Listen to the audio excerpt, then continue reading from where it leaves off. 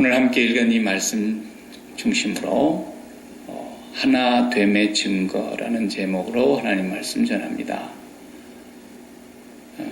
오늘 본문을 우리가 이해하려면 저 앞으로 거슬러 올라가야 될 내용이 하나 있습니다. 민수기 32장입니다. 민수기 32장은 모세가 살아 있었을 때 이제 요단강 동편, 요단강을 건너서 서편이 가나안인데 요단강 이쪽 편, 아직 건너기 전 동쪽에서 마지막 모세가 이제 그의 삶이 끝나고 자기의 40년 광야의 인도자로서의 그 지도자의 삶을 이제 맞추기 전에 얼마 남지 않음을 알고 여호수아에게 그리고 제사장 엘르아살에게 새로운 사명을 하나님의 지시대로 주었습니다.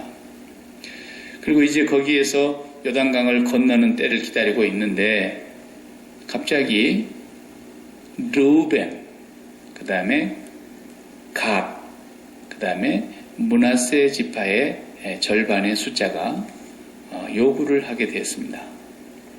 뭘 요구를 했느냐면 굳이 요단강 건너갈 필요가 있겠나?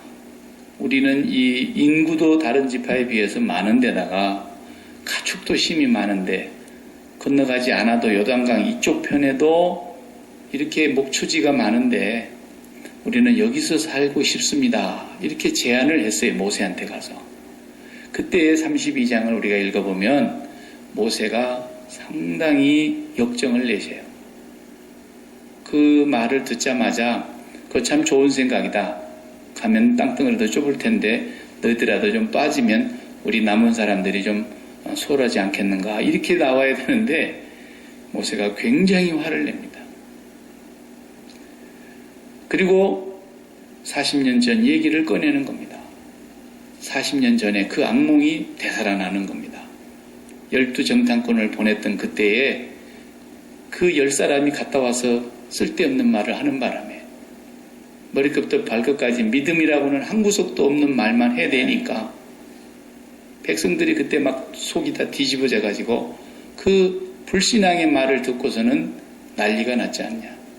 그때 우리가 믿음으로 갈 수 있었던 이 땅에서 40년 동안을 배회하면서 그때 하나님을 불신했던 사람들이 다 죽기까지 우리가 40년을 기다렸다. 그런데 오늘 당신들이 이제 여기 와서 다 목전에까지 도착해가지고 여기까지 은혜로 왔는데 안 넘어가다니. 너희들만 편안히 그러면 여기서 잘 먹고 잘 살겠다는 거냐?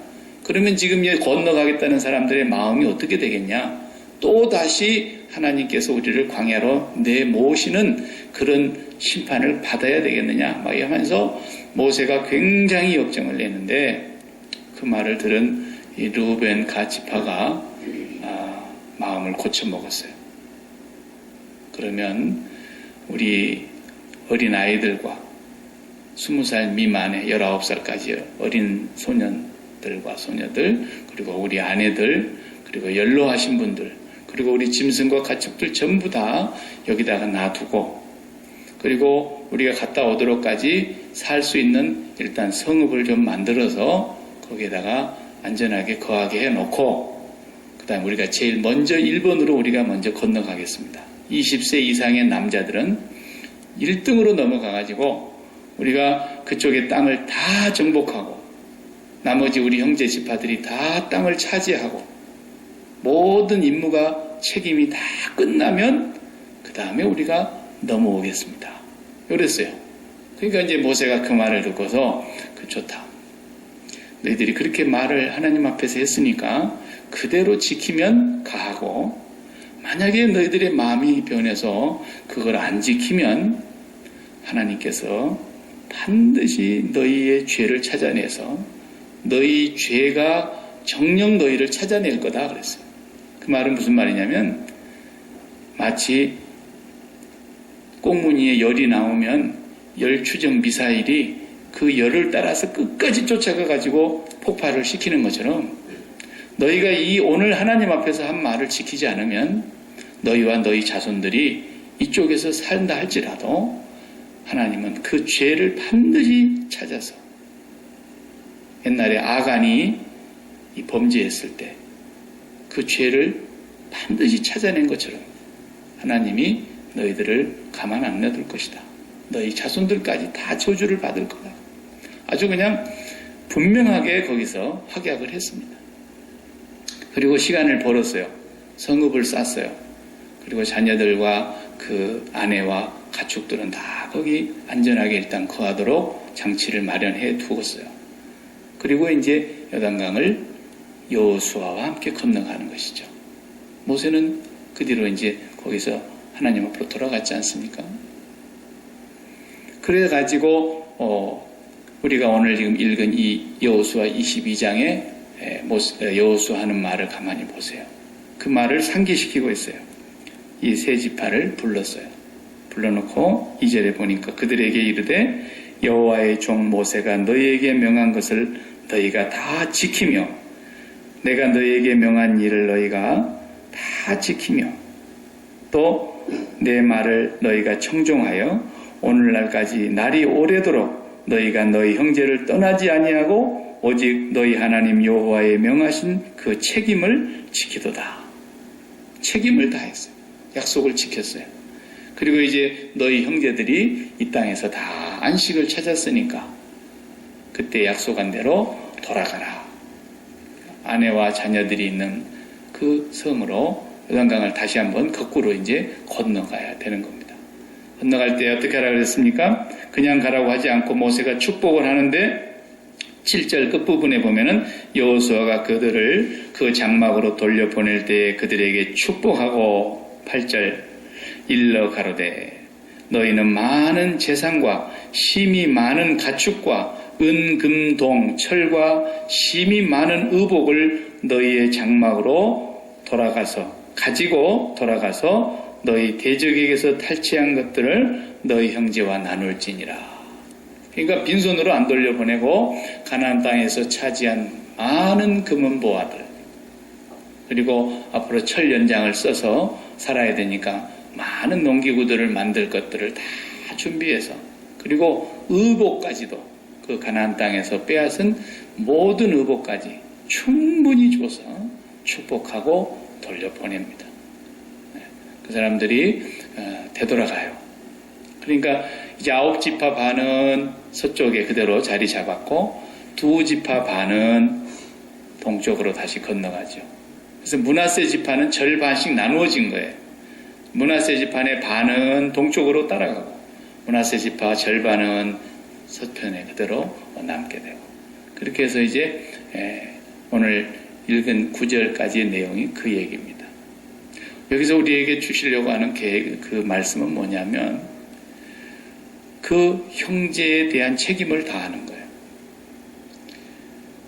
복지를 얻기까지 안식을 완전히 찾기까지 거기에서 진정한 행복을 얻기까지 그 형제에 대한 이웃에 대한 책임을 다했다고 하는 것.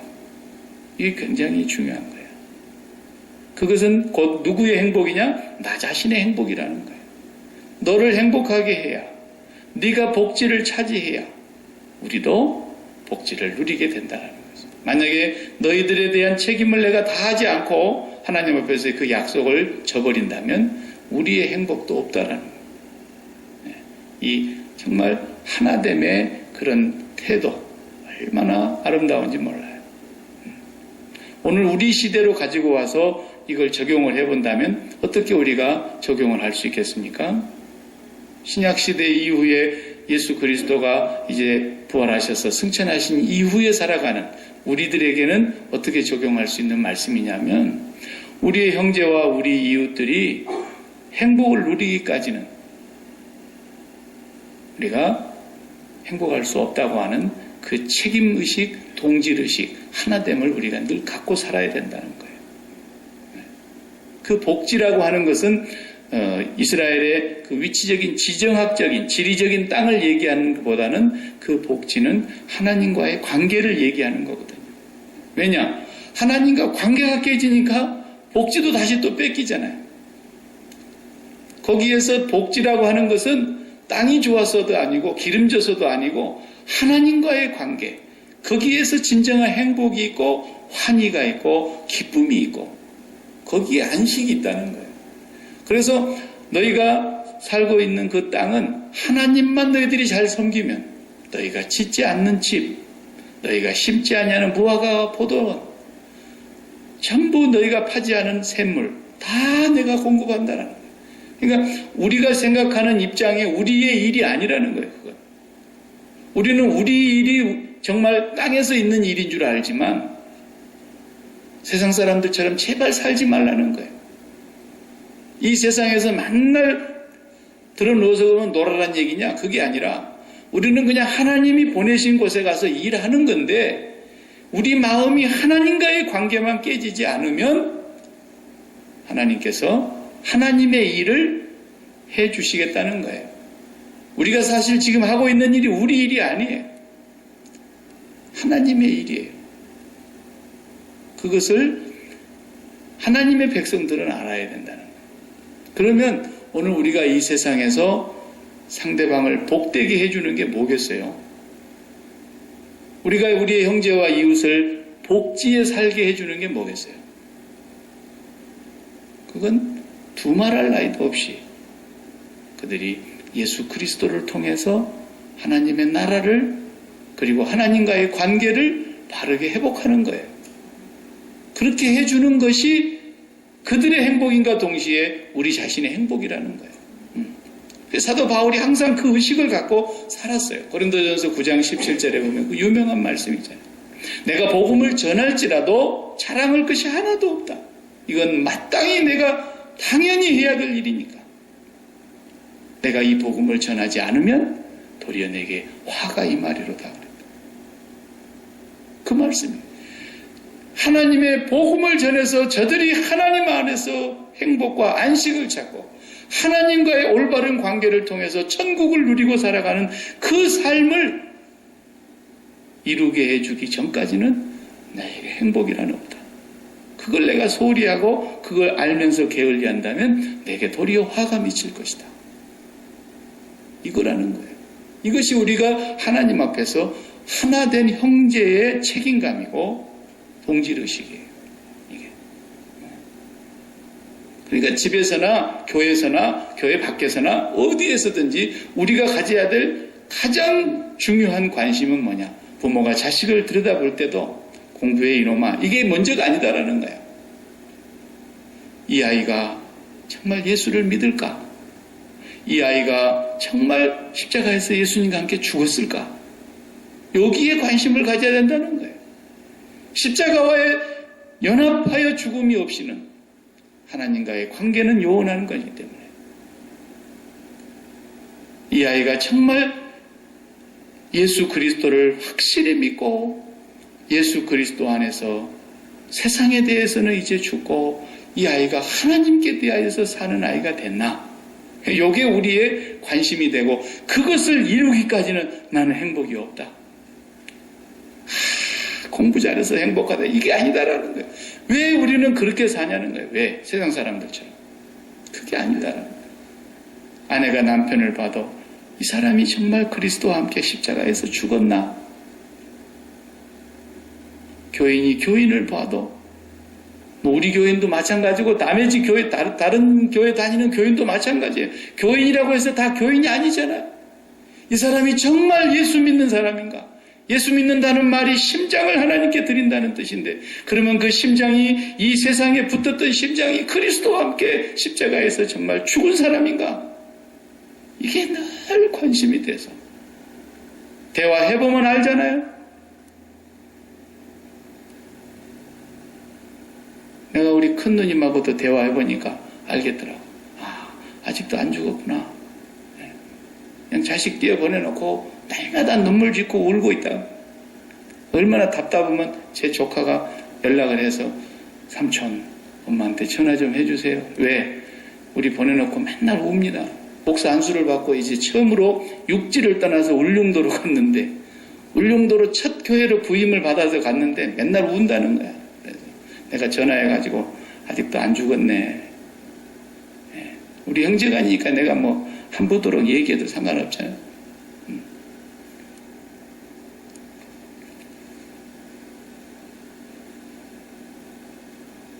자기가 자식을 더 사랑하는 줄 알아요.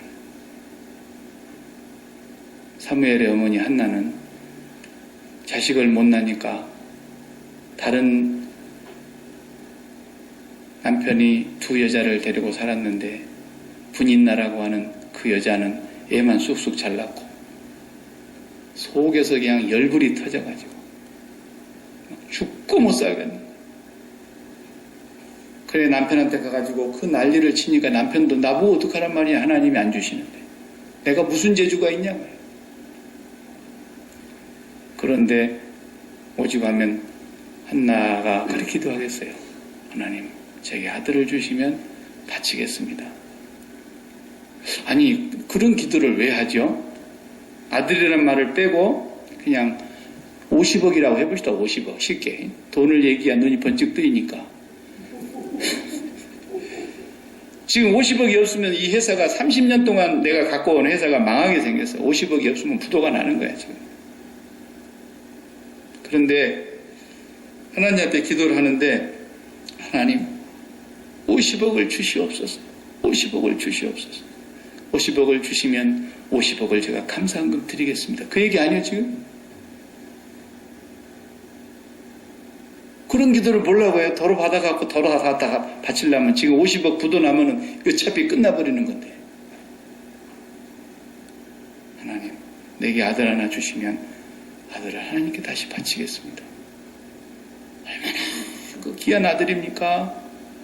하늘 푼 아들인데 얼마나 옆에 두고 키우고 싶겠어요?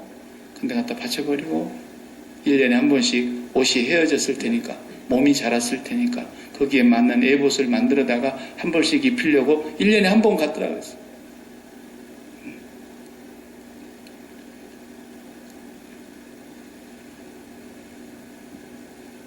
그걸 도로 바치라 그러려면 뭘 하고 또 그걸 100살에 줍니까? 도로 바치라 그러려면. 그러니까 예수를 믿는다는 것은 우리 조상 아브라함 때부터서 신약 성경에 이르기까지 지금에 이르기까지 앞으로도 영원히 우리 마음은 이 세상에 붙어있던 심장은 그리스도의 십자가와 연합하여 그리스도의 죽음과 함께 내가 죽음으로 들어가는 거란 말이죠. 교회 안에 그런 사람이 있는가 없는가? 저 사람이 정말 그리스도와 함께 죽어야 내가 행복할 텐데. 이게 하나 된 사람들의 책임의식이라는 거예요. 아무리 밥 먹어봐도 안 됩니다. 우리가 지금 밥을 한두 끼 먹습니까? 교회 다니면서. 매주일 먹고 몇 가지씩 에다 놓고 먹고 아무리 잘 먹어도 그거 해결 안 됩니다. 한 동네 출신이라도 안 되고 한 학교 나왔다 해도 안 되고 대화를 해보니까 내하고 마음이 좀 통하는 것 같다 해도 안 되고 뭘 해도 안 되는 거예요. 뭘 해도. 절대로 하나가 아닌 거예요. 그건 예수 안 믿는 사람들이 더 잘합니다. 죽도록 벌어가지고 더 마셔 그러면서 비싼 술 사가지고 막 공짜로 퍼 마시면서까지도 그 사람들은 하나 되잖아요. 하나 아니라 진짜 하나 되면 저 형제와 저 이웃이 정말 예수 그리스도를 진정으로 믿는가? 저 사람이 진짜 이제는 육지를 떠나서 바다로 들어갔는가? 육지의 삶이 끝나야 바다로 들어가는 거니까. 육지에 발을 딛고 있는 한 어떻게 바다를 갑니까? 저 바다가 끝나지 않고 어떻게 육지가 다시 시작이 됩니까? 이 세상에 있어서 죽지 않고는 절대로 하나님의 나라를 맛볼 수가 없는 것이 우리의 신앙입니다. 그게 우리 유일한 목표예요. 그러니까 집사님이라 그래도 물어봐야 돼. 집사님 요즘 잘 죽습니까? 물어봐야 돼. 권사님이라 해도 물어봐야 돼. 교회를 5대째 믿는다 해도 물어봐야 돼. 그것이 하나 되는 것이 아닙니다. 당신이 정말 하나님과 하나 됐습니까? 그리스도와 연합해서 하나가 됐습니까? 그것이 그 사람에게 진정한 복지가 이루어지는 길이니까. 이 복지가 이루어지기 전까지는 우리가 절대로 우리 형제 곁을 떠나지 않겠습니다. 이거예요. 그래서 모두가 다 안식을 다 찾은 후에 그들이 책임을 다해서 이제는 모세가 말한 대로 여호수아가 그것을 실행해서 되돌아가 돌려보냈다 이거죠. 근데 이제 여기까지 끝난 게 아니고 딱 건너가자마자 사건이 터졌어요. 우리가 다 읽지를 못했고 10절부터서 이제 또 한 가지 복잡한 사건이 터집니다. 건너가자마자 두 지파 반이 힘을 모아가지고 요단강 동편에다가 서쪽 실로에도 그게 있는데 요단강 동쪽에다가 번제단을 하나 만들었어요. 동쪽 실로에 만들어 놓은 그 번제단과 똑같은 번제단을 광야에서 만들어가지고 그대로 들고 들어왔던 그 번제단을 동쪽에도 두 지파 반이 똑같은 모양으로 만들었는데 좀 크게 만들었어요. 큰 단을 만들었어요. 그 소식을 이쪽에 9지파 반이 듣게 됐습니다. 그 소식을 듣자마자 오늘 10절에 보면은 바로 전쟁이 시작되기 위해서 9지파 반이 군인을 모집해가지고 싸움에 나가려고 저쪽 두 지파 반을 가서 혼을 좀 내주고 와야 되겠다. 그래가지고 전쟁에 나가려고 하는데 12절에 어떻게 나옵니까? 먼저 전쟁을 하기 전에 무슨 일인지 사람을 보내보자. 그래서 제사장 엘르아살과 그리고 10명의 9지파 반이라도 10지파니까 어쨌든 10명의 한 지파당 한 명씩의 대표를 뽑아가지고 제사장과 같이 요단강을 건너가서 자초지정을 이제 조사를 합니다. 그 가서 조사하는데 질문하기를 뭐라고 질문하느냐면 너희가 어떻게 그렇게 하나님 앞에서 큰 죄를 범할 수 있느냐? 우리가 지금 요단강 건너오기 전에 마지막 전투를 했던 곳이 모압 땅에서 전투를 하다가 그 바알부올이라고 하는 그 우상을 섬기도록 발람 선지자가 이렇게 겸허하게 만들어놓은 그 제사장 신전에 들어가서 못된 짓을 하다가 우리가 얼마나 많이 벌을 받았는데 다른 단을 만들다니 너희가 하나님 앞에 얼마나 더 맞고 저주를 받으려고 그렇게 했느냐. 그래서 막 난리를 쳤어요. 가서 얼마 전에 우리가 이 여리고성을 들어다가 아간이 하나님께 바친 물건을 도둑질했다가 그 집안이 몰살당한 것을 잊어버렸냐. 막 여러 가지 얘기를 하면서 가서 막 그 얘기를 해대는 거죠. 그랬더니 대답을 하기를 우리 한번 읽어볼까요? 나 혼자 얘기하니까 재미가 없네요. 거기 읽어봐요. 몇 절부터 읽어보느냐면 21절부터 읽어봅시다. 21절 대답을 합니다. 왜 그랬는가? 단을 쌓은 이유를 루벤 자손과 갓 자손과 므낫세 반지파가 이스라엘 1000만인의 두령에게 대답하여 가로되 다 같이 전능하신 자 하나님 여호와 전능하신 자 하나님 여호와께서 아시나니 이스라엘도 장차 알리라. 이 일이 만일 여호와께 패역함이거니나 범죄함이거든 주는 오늘날 우리를 구원치 마시옵소서. 그랬어요. 전능하신 하나님이 아십니다. 전능하신 하나님이 아십니다. 그러니 이스라엘 백성들 여러분들도 분명히 알게 될 것입니다. 우리가 죄를 지으려고 이렇게 단을 쌓은 것이 아닙니다. 22절, 23절 우리가 단을 쌓은 것이 돌이켜 여호와를 좇지 아니하려 함이거나 혹시 그 위에 번제나 소제를 드리려 함이거나 혹시 화목제물을 드리려 함이어든 여호와는 친히 벌하시옵소서. 아니라는 거예요. 오해했다라는 거예요. 그래서 우리가 이 단을 세운 목적이 다른 데 있습니다. 27절, 28절로 넘어가서 읽겠어요. 27절부터 우리가 여호와 앞에서 우리 번제와 우리 다른 제사와 우리 화목제로 섬기는 것을 우리와 너희 사이와 우리 후대 사이에 증거가 되게 할 뿐으로서 너희 자손으로 후일에 우리 자손에게 이르기를 너희는 여호와께 분의가 없다 못하게 하려 함이로라.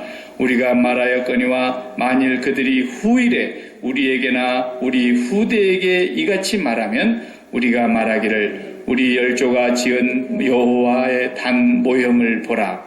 이는 번제를 위한 것도 아니요 다른 제사를 위한 것도 아니요 오직 우리와 너희 사이에 증거만 되게 할 뿐이라. 무슨 얘기냐면 요약하면 이런 얘기죠. 우리가 이곳에서 요단강 건너가기가 불편하니까 이곳에서 따로 예배를 드리려고 이 단을 만든 게 아닙니다. 그랬다면 여호와께서 친히 우리를 벌하시기를 바랍니다. 그건 절대로 아니고, 우리가 이곳에 요단강이 가로놓여 있는데 동편에 와서 살다 보면 우리 때는 어쩔지 모르나 우리와 우리 후손 때로 넘어가면 너희는 우리 하나님과 아무 상관이 없는 족속이라고 우리를 왕따시키면 어떡합니까? 우리도 한 하나님의 형제요, 하나님의 자녀인데, 한 백성인데, 우리가 만약에 우리 후손들이 우리를 떼내버리면 우리가 그때 분명한 증거를 놔둬야 되겠다. 그래서 저 실로의 광야에서 하나님이 주셨던 그 모형대로 지은 번제단을 우리가 이곳에 똑같이 만들어 놓고, 너희가 드리는 그 번제, 그 화목제, 그 모든 속죄제, 거기서 드리는 모든 제사를 드리는 것과 똑같은 단을 우리가 여기다 놓음으로써 우리도 한 하나님께 제사를 똑같이 드리는 백성이라는 걸 우리 후대에서도 증거로 삼기 위해서, 그래서 우리 민족이 절대로 나눠져서는 안 되기 때문에 하나 되게 하려고 증거를 삼기 위함이었습니다. 이 얘기를 하고 나니까 엘르아살 제사장하고 대표단이 이제 11명이 왔는데 너무 기쁘게 생각한 거예요. 오늘 본문에 보면은 너무 기뻐서 30절, 31절을 보면은 오해가 풀리고 30절 제사장 비누아스와 그와 함께한 회중의 방백 곧 이스라엘 1000만인의 두령들이 루벤 자손과 갓 자손과 므낫세 자손의 말을 듣고 좋게 여긴지라. 제사장 엘르아살의 아들 비누아스가 루벤 자손과 갓 자손과 므낫세 자손에게 이르되 우리가 오늘날 여호와께서 우리 중에 계신 줄을 아노니 이는 너희가 이 죄를 여호와께 범치 아니하였습니다. 너희가 전에 이스라엘 자손을 여호와의 손에서 건져 내었느니라 하고, 이제는 그 사실을 그대로 가서 다시 돌아가서 회보하는 얘기, 보고하는 얘기가 32, 33절에 나옵니다. 그래서 이 단의 이름을 앱 이렇게 했다 했어요. 외자로 앱이라 칭하였으니 이는 여호와께서 하나님 되시는 증거라. 우리 하나님도 되신단 말이에요. 우리 하나님.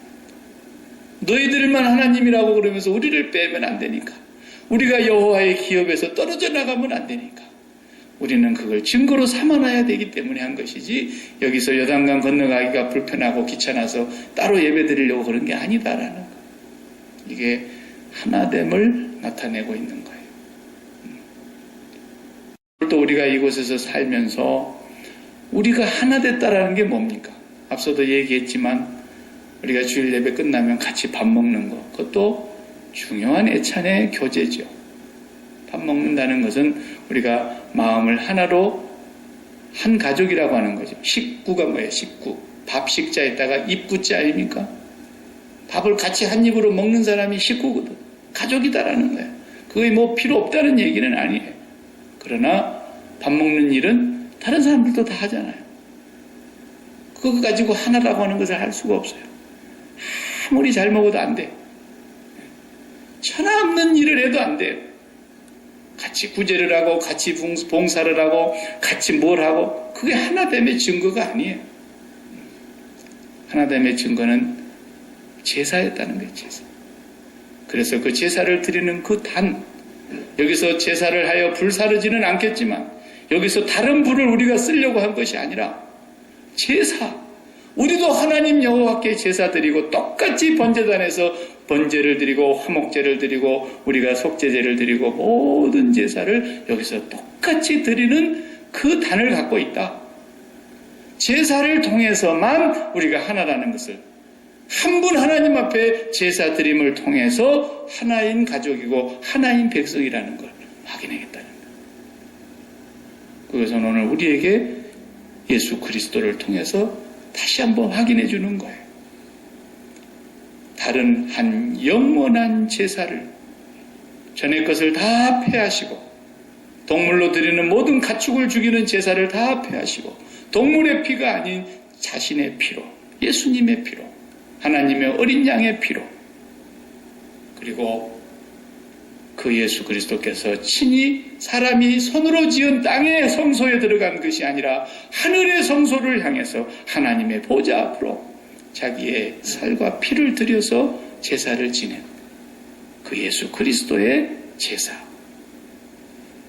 영원한 그 제사, 그것으로 인해서 우리가 하나됨을 확인하는 거라는 거예요.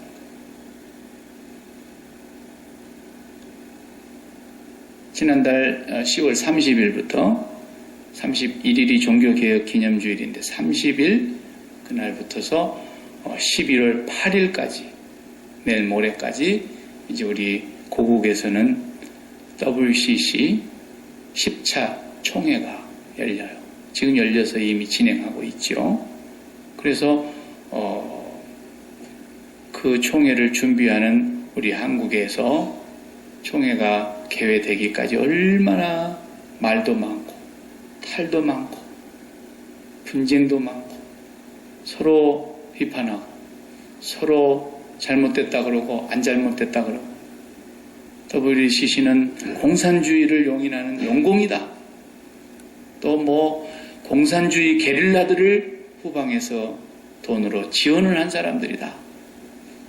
동성연애자들을 용인하고 일부 다처제를 받아들이고 교회 밖에도 구원이 있다고 하는 포스트 모더니즘을 주장하는 그런 사상을 가진 사람들이 있다.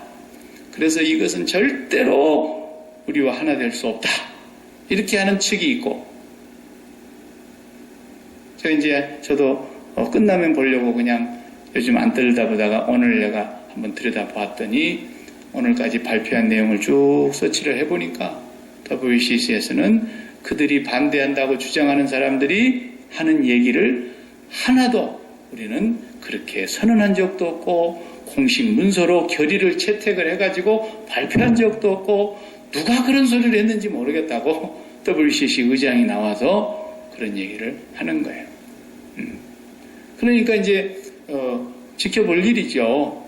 왜냐하면 모든 대회가 끝나면 그 모든 주제 모임 패널들 나와서 토의하고 전 세계 교회 지도자들이 나와서 그 149개의 나라에서 350개의 교단과 교파가 참여를 하는 회원 그 교파들이 참여하는 건데 이제 발표가 나올 거란 말이에요.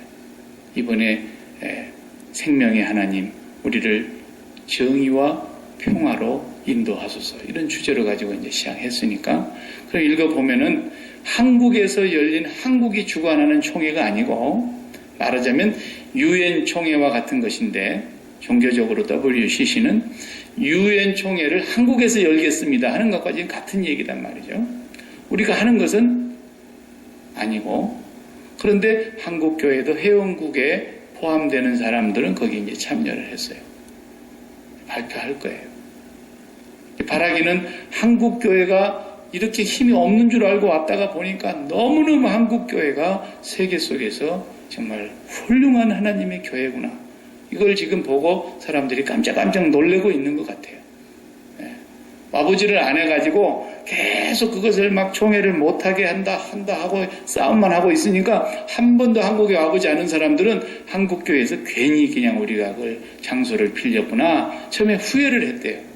근데 이제 그것을 가지고 와서 보니까 한국교회가 세계교회 어느 데보다도 활발하고 성령이 충만하고 정말 선교적인 열정이 있고 기도가 살아있고 굉장하다는 것을 이제 보고 깜짝깜짝 놀라는데 그 한국교회 안에서 이제 WCC가 개최돼서 8일까지 간 뒤에 바라기는 우리가 이 WCC가 괜히 우리나라로 총회를 열러 들어와가지고 지금 한국교회가 둘로 딱 나눠졌단 말이에요. 완전히 지금 나눠져가지고 한쪽은 사탄의 자식들이라고 얘기를 하고 있고 한쪽은 그런 거 아니라고 그러고 얘기하고 있고 이렇게 완전히 획일적으로 둘로 나눠져 있는 이 한국교회를 보실 때 하나님이 얼마나 안타까우시겠냐. 우리 예수님의 33년의 생애 가운데 3년의 공생애는요. 구약성경 39권에서 예수 그리스도를 얘기하고 있는 거 아닙니까? 예수님에 대한 얘기만 구약성경에서 그렇게 얘기하고 그 많은 선지자들이 수천 년간 예수 그리스도 얘기를 했는데 그 예수님이 오셔서 신약에 오셔서 많이도 아니고 33년 정도 사셨다고 보는 가운데 공생애의 3년의 사역, 그 하나님의 나라를 이 땅에 소개하고 하나님의 나라의 백성들을 하나님께로 다시 불러들이는 그 공생의 사역 3년의 생애를 다 마친 뒤에 예수님이 마지막 기도를 하십니다. 십자가에 달려 돌아가시기 전 하루 한 주간을 앞에 두고 겟세마네 기도 말고 마지막 대제사장으로서 기도를 하세요. 그 기도의 내용이 요한복음 17장이에요. 요한복음 17장 전체가 예수님의 기도문이에요. 대부분이. 그 기도의 내용 가운데 예수님의 기도를 들여다보면 두 가지가 기도 제목이에요. 예수님의 소원이며 하나님의 뜻이에요. 첫 번째 기도가 뭐였습니까?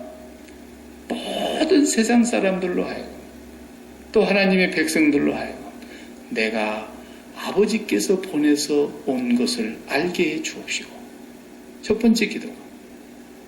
두 번째가 이 모든 사람들이 성부와 성자와 성령 우리가 하나 된 것처럼 이들도 우리 안에서 하나가 되게 해 주시옵소서. 하나 되게 해달라는 기도였어요. 예수님의 모든 공생애를 다 마무리하는 기도, 그 두 마디 기도가 예수님의 모든 사역을 총괄하고 결론 짓는 기도예요. 하나님의 백성들이 하나 되게 해 주십시오. 누구 안에서? 우리가 성부, 성자, 성령이 하나 된 것 같이 삼위가 한 분 하나님이신 것처럼 나눠질 수도 없고 나눠져서도 안 되고 분리될 수 없고 철저하게 하나가 되게 해달라는 그 간절한 기도, 그 깊은 뜻이 있습니다만 오늘 이 시간 다 그걸 설명할 수 없으나 어쨌든 그 하나 되게 해달라고 그렇게 기도를 하고 있는데 뭐해서 하나 되겠어요? 뭐해서? 우리가 하나라고 하는 게 뭐냐고요? 하나됨의 증거는 오직 하나뿐이에요. 하나됨의 증거가 하나뿐이래요. 천하 인간에게 구원을 얻을 만한 다른 이름을 예수 그리스도 외에는 주신 적이 없단 말이에요. 예수 그리스도 한 분이 온 인류의 죄를 대속하시기 위하여 죽으신 속죄의 피를 흘리신 하나님의 어린 양이시다. 그 외에는 다른 소망이 있는 것도 아니고 그 외에는 다른 믿음이 있을 수가 없고 그 외에는 다른 길이 있을 수가 없다는 예수 그리스도 한 분, 그분과 함께 연합하여 죽은 사람만 그분과 함께 연합하여 부활에 이를 것입니다. 그 외에는 소망이 없어요. 그 외에는 다른 것으로는 하나됨을 찾을 길이 없어요. 만약에 WCC가 진짜로 이제 세상의 모든 종교와 하나 되자, 그들 나름대로도 구원의 길이 있다, 그러면 이미 저 그리스도의 영에 사로잡힌 것일 거라는 걸 우리가 알아야 됩니다. 그러나 절대로 그렇지 않다고 우리 한국교회 안에서 다시 한번 총회를 하면서 전 세계 교회 앞에서 WCC는 그런 게 아니라고 하는 것을 천명하고 분명하게 한다면 하나님께서는 아마 WCC를 통해서도 일하실 거라고. 그러나 그 하나됨의 기준은 다른 데 있는 게 아닙니다. 이 사람들도 그런 거죠. 많은 기념탑을 세울 수 있지 않습니까? 무슨 기념물로 조형물을 만들어 놓을 수도 있고 거기다가 무슨 글로 남겨 놓을 수도 있고 문서로 확약을 해가지고 사인을 받아 놓을 수도 있고 뭐 할 수 있는데 이 사람은 그렇게 하지 않았어요. 처음에는 오해를 받을 일을 했지만 단을 세웠다. 우리는 한 하나님을 똑같이 섬기는 제사를 가지고 있는 하나님의 백성이다. 그러면 똑같은 제사라고 하는 건 다른 데 있는 게 아니다라는 거예요. 예수 그리스도 하나님의 어린 양 그 한 분이 십자가에서 죽으시고 부활하신 그 사건을 통해서 그리스도와 함께 우리가 연합한 자이면, 그리스도의 죽음과 연합한 자이면 그리스도와 함께 부활에 연합한 자가 되리라 한 말씀이죠. 그거 외에는 다른 길이 없어요. 그거 외에는 다른 것은 다 다른 신앙이죠. 거짓 그리스도죠. 그래서 영어로 표현하면 the Christ냐, a Christ냐, 그거 하나의 차이예요. 근데 우리는 믿는 고백은 뭡니까? Jesus Christ. 예수 그리스도만 the Christ라는 거예요. Only the Christ. 한 분만.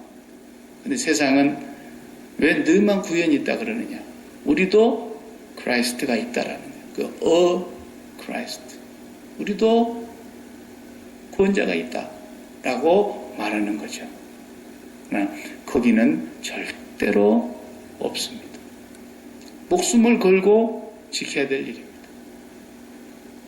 만약에 그것이 어느 누구에게도, 다만 이런 오해는 우리가 풀어야 될 것 같더라고요. 교회 안에 이단이 한 명 들어왔다. 그러면 그 교회가 다 이단이냐? 그렇게 말해서는 안 된다라는 거죠. 그래서 보니까 WCC 안에 우리가 지금 염려하고 있는 교회 밖에도 구원이 있다라고 말하는 신학자들이 들어와 있다는 거예요. 들어와 있다라는 거예요.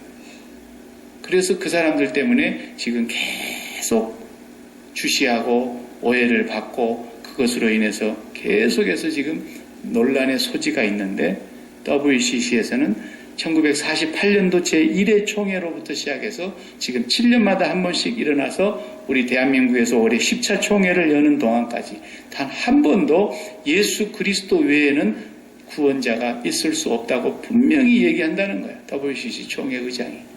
그러니까 그 말이 사실인가 아닌가는 두고 보면 우리가 아는 거예요. 왜? 열매로 그걸 아는 거니까. 그래서 한국교회가 지금 조금 조용해진 것 같아요. 일단 지켜보자. 기양이 하는 거니까. 그런데 거기 안에 아직도 그런 불온한 사상을 갖고 있는 신학자들이 들어와 있다는 것은 정말 기분 나쁜 일인 것 같아요. 내쫓아야 되는데 어떻게 쫓아낼 방법이 없으니까 가만 놔두는 것 같은데, 그런 사상을 갖고 있는 사람은 틀림없이 저 그리스도의 영이 교회 안에도 가라지가 있듯이 그 안에도 지금 가라지들이 사탄으로 인하여 심어지고 있구나 라는 걸 우리가 주시할 필요는 있겠다. 그래서 오늘 본문에서 볼 때 하나됨을 확연하게 알 수 있는 것은, 그래서 성경을 보면은 꼭 하나님의 흉내를 내는데 777은 완전 숫자 3개는 성삼위 하나님을 상징하는 거고, 666은 하나 모자라 사탄을 상징하는 것이거든요. 그래서 그 777을 그대로 흉내내고 있어요. 계시록을 보면. 그래서 사단의 삼위일체가 나옵니다. 계시록 안에. 사단도 삼위일체의 모습으로 나오고 꼭 예수 그리스도의 그 십자가에서 죽으신 어린 양의 모습을 그대로 닮았다고 했잖아요. 죽은 흔적이 그대로 있더라잖아요. 마귀에게 나타나는 어린 양의 모습이 있었다니까. 계시록을 우리가 읽어보면. 그러니까 너무 비슷하게 나오는데 양의 탈을 쓴 일이에요. 그래서 우리가 이제는 이 마지막 때가 되다 보니까 온갖 세상에 수많은 종교나 각종 이단 사설들이나 이런 것들이 사단이 교묘하게 광명한 천사로 변장해가지고 그럴싸하게 교회 안에를 침투해 들어옵니다. 그것도 우리가 주시해서 경계해야 될 거지만 더 무서운 게 있습니다. 언제나 교회 역사든 종교의 역사든 밖에서 침투해 들어와서 핍박을 했거나 환난을 당했거나 시련을 당해서 무너진 역사는 인류 역사에 없습니다. 우리가 아는 대로 상식적인 그 얘기대로 아놀드 톰비라는 유명한 역사학자의 얘기가 항상 그러죠. 인류 역사는 언제나 내부의 분열로 스스로 붕괴했다 그랬어요. 밖에서 공격에 들어와 가지고 망한 예가 없다라는 거예요.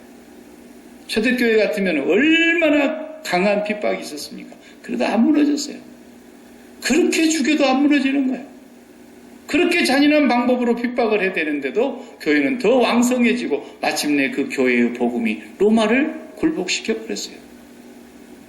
그런데 미국의 기독교를 보십시오. 얼마나 종교의 자유가 철저합니까? 누가 교회 가는 걸 막습니까? 그렇게 자유가 한없이 주어지는 나라가 종교가 점점 병들어가고 기독교가 점점 쇠약해가고 마침내는 교회 안에 세상이 쏙 들어와서 둥지를 틀어버리지 않습니까? 지금도 핍박이 있는 곳, 중국 같은 공산권에 있는데, 그리고 모슬림권이 있는데, 거기는 교회가 비록 작은 것 같지만 얼마나 힘이 있고 생명력이 있고 목숨을 걸고 선교사님들과 같이 하나님의 교회가 왕성하게 일어나는지 몰라요. 그런 교회는 절대로 안 무너집니다. 우리가 조심해야 됩니다. 오늘 교회가 무너집니다. 교회가 왜 무너집니까? 예수 그리스도를 입으로는 주여 주여 하는데 예수 그리스도와 함께 십자가에서 죽지를 않습니다. 절대로 안 죽습니다. 죽는다는 것이 뭔 줄도 모릅니다. 교회 안에 들어와 있는 무지몽매한 사람들이 너무너무 많습니다. 많은 교인들이 모이는 교회는 더 많습니다. 그들은 성령이 없는 자들이라고 유다서에 쓰고 있습니다. 열매 없는 캄캄한 흑암에 유리할 별들이요, 거친 거품을 뿜어내는 바닷 물결 같은 자들이요, 비 없는 구름이요, 그렇게 표현하고 있습니다. 이 세상을 절대로 놓지를 못하는 겁니다. 우리는 예수를 믿는 사람은 이 세상이 강 건너 불구경이어야 됩니다. 이 세상의 모든 문제는 내 문제가 아니라 하나님의 문제입니다. 우리는 제3자라는 걸 알으셔야 됩니다.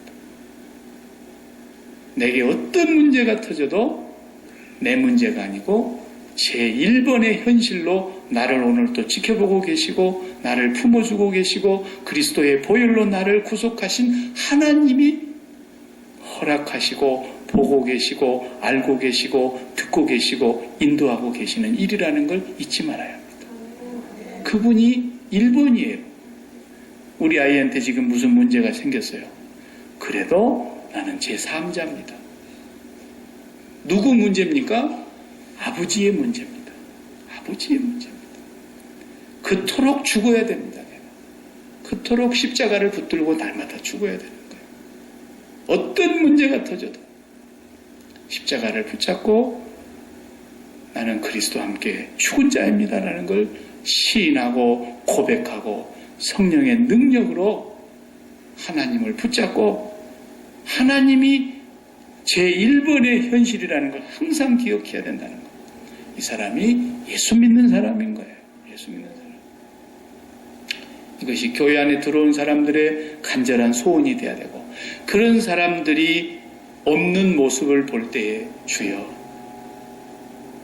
저의 행복이 없다면 저에게 안식이 없다면 저의 삶의 복지가 이루어지지 않는다면 내가 결코 행복할 수가 없습니다. 이 책임의식을 갖고 있는 사람이 하나님의 자녀예요. 하나 된 사람이에요. 예수 믿는 사람들끼리 모여가지고도 쓸데없는 소리 하지 말고 집사님 정말 우리가 예수를 믿는다는 것이 뭘까요?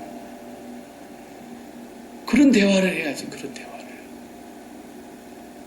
그래서 대화를 해보니까 이 사람은 정말 예수 믿는다는 것이 십자가에서 죽는다는 것을 모르는구나.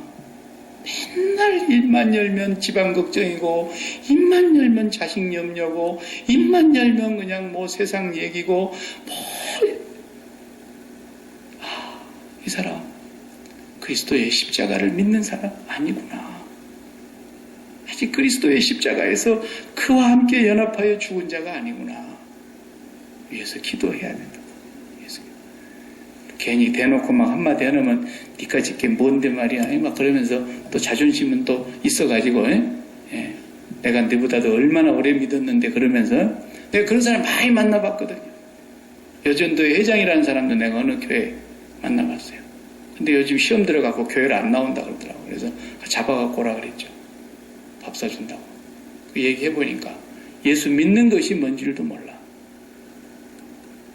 너무너무 기가 막히더라고요. 그래서 집사님 자존심 다 내려놓고 여전도의 회장이라고 그런 거 다 내려놓고 지금 우리 하나님 앞에 기도합시다. 그리고 내가 다시 복음을 전했어요. 다시 복음을. 처음 믿는 사람처럼 복음을 전했어요. 그랬더니 눈물을 펑펑 쏟으면서 내가 지금까지 잘못 믿었군요.